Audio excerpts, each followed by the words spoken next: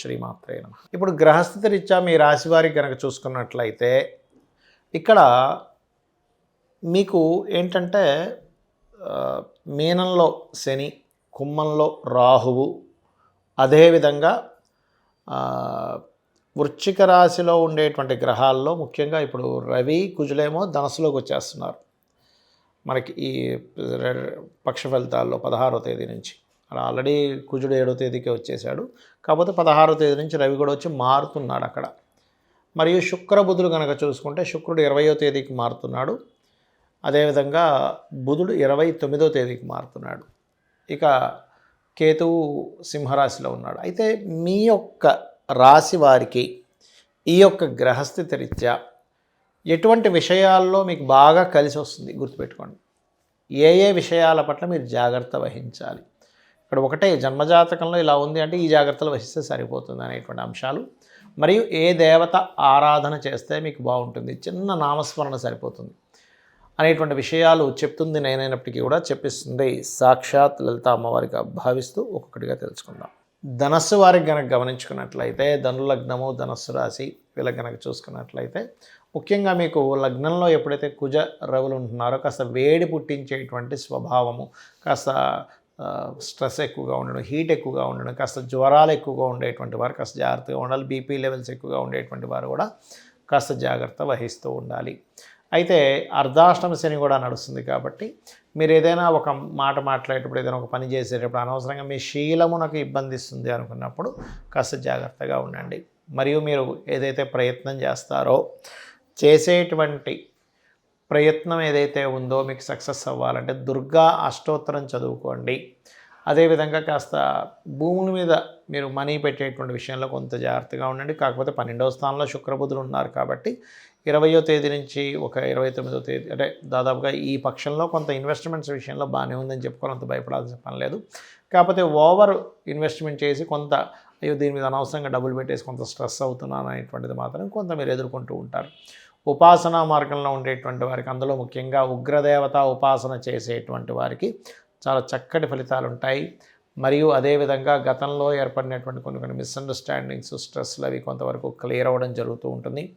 వివాహ నిర్ణయాలకు సంబంధించిన విషయంలో, విద్యా సంబంధించిన విషయంలో, ఏదైనా కన్స్ట్రక్షన్, ముఖ్యంగా అర్ధాష్టమ శని నడిచేటప్పుడు మీరు ఏదైనా కన్స్ట్రక్షన్ చేసేటువంటి విషయాలలో చాలా చాలా చాలా కేర్గా ఉండాలి, గుర్తుపెట్టుకోండి.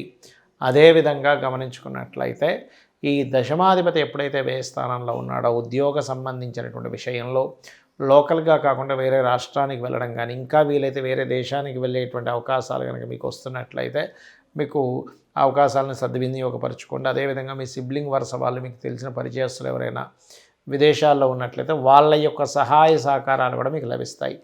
అయితే ఇక్కడ తప్పనిసరి కొన్నిసార్లు ఏదైనా ప్రాపర్టీ తీసుకొని స్టార్ట్ చేసేస్తాం తెలియక. అలాంటప్పుడు కాస్త మీరు కాలభైరవ అష్టకం చదువుకోవడము, మరియు సప్తమ స్థానంలో గురువు ఉన్నాడు కాబట్టి వివాహ ప్రయత్నాలు చేసేటువంటి వారు ఓం కామేశబద్ధ మాంగళ్య సూత్ర శోభిత కందరాయ నమః అనే మంత్రం చేసుకోవడం ఉత్తమం. మీరు ఎక్కువగా లక్ష్మీ నరసింహస్వామి యొక్క ఆరాధన చేయడం అనేటువంటిది చాలా చక్కటి ఫలితాలను ఇస్తుంది, అందులో ఎటువంటి సందేహము లేదు. కాకపోతే ఏంటంటే కాస్త జ్వరాలు, కొంచెం ఈ కొంతమంది చూడండి ఈ వైల్డ్ యానిమల్స్ ఉంటాయి, లేకపోతే కొంచెం ఒక్కొక్కసారి చిన్నపిల్లలు ధనుర్లగ్నం వారికి ఏదైనా వీధిలో వెళ్ళేటప్పుడు కుక్కలు వెంబడబడతాయి, అటువంటి విషయాల పట్ల కాస్త అడవుల్లో తిరిగేటువంటి వారు కొంత జాగ్రత్తగా ఉండండి. ఇప్పుడు ఉన్నటువంటి గ్రహస్థితికి మీ యొక్క జన్మజాతకంలో కనుక ఇప్పుడు చూడండి పాపగ్రహాల యొక్క సంబంధం అధికంగా ఉంది.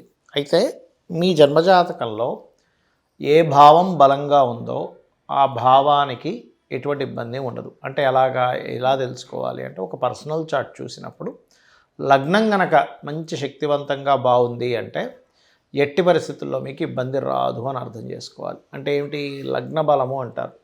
దాన్ని ఎలా బలం చేసుకోవాలంటే మీ లగ్నాధిపతి ఎవరు, దానికి సంబంధించిన అధిష్టాన దేవత ఎవరైతే ఉంటారో అధిష్టాన దేవత సంబంధమైనటువంటి అనుష్ఠానం తీసుకోవడం మంచిది. దాని ద్వారా మనిషి ఎదుగుదల ఉంటుంది. ఇక ధనాధిపతి, మీ జన్మజాతకంలో ధనాధిపతిని బట్టి మీకు ఏ వైపుని మార్గం ఉంది అంటే ఏ వైపుని వెళ్తే మీకు గృహ సంబంధించినటువంటి విషయంలో కానివ్వండి, అంటే ధన సంబంధించిన విషయంలో కానివ్వండి, అంటే గృహం అనేటువంటిది 4వ స్థానాన్ని చూస్తాము. అయితే ధనము ఏ రూపంలో ఉంది మీకు, ప్రతి ఒక్కరూ కూడా ధనవంతులే, కాకపోతే వాళ్ళకి ఏ రూట్లో ఉందో తెలియకపోవడం మూలంగా ఆ ధన సంబంధించినటువంటి విషయాలలో కాస్త ఇబ్బంది అనేటువంటిది ఎదుర్కొంటూ ఉంటారు, గుర్తుపెట్టుకోండి. అలాగే మరొక విషయం ఏంటంటే ఇక్కడ గమనించినట్లయితే ఇక్కడ ఈ యొక్క స్థానం ఏదైతే 4వ స్థానాధిపతి 2వ స్థానాధిపతి నాలుగో సంబంధం కలిగినప్పుడు వాళ్ళకి ప్రాపర్టీస్ మూలంగా ధనం రావడం ఇట్లాంటివి కూడా జరుగుతుంటాయి. అయితే మీరు ఎప్పుడూ కూడా మీ జన్మజాతకంలో 3వ స్థానం కనుక బాగుంది అన్నప్పుడు మీరు చేసే ప్రయత్నాలు సాఫీగా అవుతాయి. అలా కాకుండా ఇప్పుడుండే గోచారం కనుక మీ 3వ స్థానాన్ని ఎక్కువ కనెక్ట్ అయితే మీ జన్మజాతకంలో 3వ స్థానంలో ఏ గ్రహం ఉందో ఆ గ్రహానికి సంబంధించిన పరిహార మార్గం చేసుకోవడం వల్ల మీరు చేసే ప్రయత్నాలు సక్సెస్ఫుల్గా అవుతాయి. చాలామంది ప్రాపర్టీస్ కొనుగోలు చేసేటప్పుడు కూడా అసలు వాళ్ళ పేరు రీత్యా ఎటువంటి డైరెక్షన్లో ఉంటే బాగుంటుంది అనేటువంటి తెలుసుకోకుండా ఏదో రఫ్గా నా అందరికీ తూర్పు ఉత్తరం బాగుంటుంది అంటారు కదా అనేటువంటి దాంతో తీసుకుంటూ ఉంటారు. అలా కాకుండా పర్టికులర్గా ఏంటంటే ఇక్కడ గమనించినట్లయితే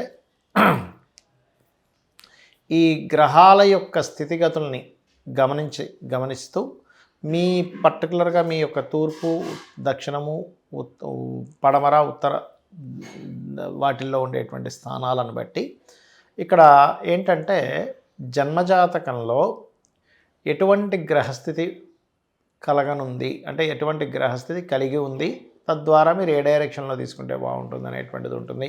పంచమ స్థానాన్ని బట్టి మీరు ఏ దేవతను ఉపాసన చేసుకోవాలి, మీ యొక్క సంతానం యొక్క లైఫ్ ఎలా ఉంటుంది అనేటువంటిది కొంతవరకు మీ జాతకంలో కూడా తెలుస్తుంది, వాళ్ళ పర్సనల్ చార్ట్స్లో కూడా తెలుస్తాయి క్లియర్గా అయితే. బట్ మీ పర్సనల్ చార్ట్లో ఎందుకు ఆలస్యం అవుతుంది, అసలు ఆలస్యం అవుతున్నందుకు ఎటువంటి పరిహార మార్గం చేసుకుంటే మీకు సంతానం సంబంధించిన విషయాల్లో బాగుంటుంది. మరియు అదేవిధంగా గమనించినట్లయితే 6వ అధిపతి అంటే మీకు ఎందుకు అప్పులు ఎక్కువగా అవుతున్నాయి, ఏ సమయంలో మీరు అప్పు తీసుకోవడం మూలంగా మరింత అప్పుల్లోకి ఇరుక్కుపోతారనేటువంటిది కూడా జాతక చక్రంలో ఉంటుంది. ఎలా అంటే మీకు కనుక 6th హౌస్ నెగటివ్ ట్రిగర్ చేసేటప్పుడు ఎవరైనా అప్పులు చేస్తే కనుక వాళ్ళ లైఫ్లో ఇంకా అప్పు తీర్చుకోలేని స్థితిలోకి వెళ్ళిపోతూ ఉంటారు. బాగా లోతులు ఇంకా ఇవమ్మేసి రావుతూ ఉంటుంది. కాబట్టి అలాంటి సమయంలో ఎటువంటి పరిహార మార్గం తీసుకొని క్లియర్ చేసుకోవచ్చు. సహజంగా అప్పులు అనేటువంటివి ఏంటంటే ఎప్పుడు కూడా మంగళవారం చేయకూడదు, మంగళవారం తీరుస్తూ ఉండాలి. తీరుస్తూ కనుక ఉన్నట్లయితే మరింత అద్భుతంగా వాళ్ళకి సాగుతూ ఉంటుంది. అంటే అప్పులు తీర్చేసుకోగలుగుతారు, చక్కగా వాళ్ళ లైఫ్లో ఫైనాన్షియల్గా గ్రోత్ కూడా బాగుంటుంది. అదేవిధంగా ఇక్కడ మీకు ఏ సమయంలో వివాహం చేసుకోవాలి, జీవిత భాగస్వామి ఎలాంటి వాళ్ళు వస్తారు, అదేవిధంగా మీకు జాబ్ పరంగా కానివ్వండి, కెరీర్ పరంగా కానివ్వండి, బిజినెస్ పరంగా కానివ్వండి, ఇన్వెస్ట్మెంట్స్ పరంగా కానివ్వండి, దశమ స్థానము, లాభస్థానము, 12వ స్థానాలని పరిశీలన చేయాలి. అయితే ఎప్పుడైనా ఒకటే గుర్తుపడ, మనకి జన్మజాతకం లేదు కానీ జన్మజాతక చక్రరీత్యా మనకి ఏం చేసుకోవాలో తెలియట్లేదు, అప్పుడు ఏం చేయాలి అంటే ఒకటే గుర్తుపెట్టుకోండి, మీకు ఫైనాన్షియల్గా బాగా ఇబ్బంది వస్తుంది. ఓం సంపత్కరీ సమారూఢ సింధుర వ్రజసేవితాయే నమః. అదేవిధంగా మరొక విషయం ఏంటంటే కొంతమందికి సంతాన సంబంధించిన విషయాలు ఇబ్బంది ఉంటుంది. అలాంటప్పుడు దిగంబర శ్రీ పాదవల్లభ దిగంబర అనే నామస్మరణ ఎక్కువగా చేసుకుంటూ ఉండాలి. అలా కాదండి నాకు పలానా వివాహ సంబంధించిన విషయంలో ఎక్కువగా ఇబ్బంది ఉంది అంటే వివాహం అవ్వకపోగా అయినా సరే కొంతమందికి ఇబ్బంది ఉంటుంది. అలాంటప్పుడు ఆ వివాహం అవ్వట్లేదు అనుకునేటువంటి వారు ఓం కామేశబద్ధ మాంగళ్య సూత్రశోభిత కందరాయై నమః. వివాహం అయి కూడా నేను ఇబ్బంది పడుతున్నాను అనుకునేటువంటి వారికి ఓం శివకామేశ్వరాంకస్త శివా స్వాధీన వల్లభాయై నమః అనే మంత్రం చేసుకుంటూ ఉండాలి. అదేవిధంగా మరొక విషయం ఏంటంటే ఇక్కడ గమనించినట్లయితే ఈ యొక్క జన్మజాతకంలో చూసుకున్నట్లయితే ప్రతిదీ కూడా ఎలా ఉంటుందంటే మనం తెలియకుండా అసలు బిజినెస్లో బాగుంటుందా లేకపోతే కెరియర్ జాబ్ చేసుకుంటే బాగుంటుందా అనే విషయంలో సంశయిస్తున్నప్పుడు జన్మజాతకం లేనప్పుడు మీ మనసు జాబుల వైపే నాకు బాగుంటుంది అన్నప్పుడు మీకు జాబులు అనేటువంటివి ఏదైతే జాబ్ చేస్తుంటే తొందరగా దొరుకుతుంటాయి. మీకు ఎంత ప్రయత్నం చేస్తున్నా జాబ్ అనేది రావట్లేదు, ఎప్పుడూ ఏదో ఒక బిజినెస్ మూలంగానే ధనం వస్తుందంటే మీ జన్మజాతకం లేనప్పుడు మీరు బిజినెస్ లైన్స్లోకి వెళ్ళొచ్చు. అలాగే ప్రశ్న వేసుకొని కూడా ప్రశ్నాశాస్త్రపరంగా ఏ బిజినెస్ మనకు వస్తుందో కూడా తెలుసుకోవచ్చు. అయితే మనకి ఇవేమీ తెలియవు అని అనుకునేటువంటి వారు జాబ్ పరంగా మంచి గ్రోత్ రావాలి అంటే కనుక మీరు ఓం మాణిక్య మకుటాకార జానుద్వయ విరాజితాయై నమః. అదేవిధంగా ఓం ఇంద్రగోప పరిక్షిప్త స్మరతూనా భజంగికాయ నమః అనే మంత్రం చేసుకుంటూ ఉండాలి. ఇవి గనక చేసుకుంటూ ఉన్నట్లయితే ఖచ్చితంగా మీకు బాగుంటుంది. అందులో ఎటువంటి సందేహం లేదు. జ్యోతిష్ శాస్త్రాన్ని ఏదో మూఢనమ్మకంగా కాకుండా అదొక శాస్త్రము, అంటే మనకి రూట్ చూపించేది అనేటువంటి భావంతో తెలుసుకుందాం. అమ్మవారి యొక్క అనుగ్రహాన్ని మనం పరిపూర్ణంగా పొందుదాం. శ్రీమాత్రే నమః.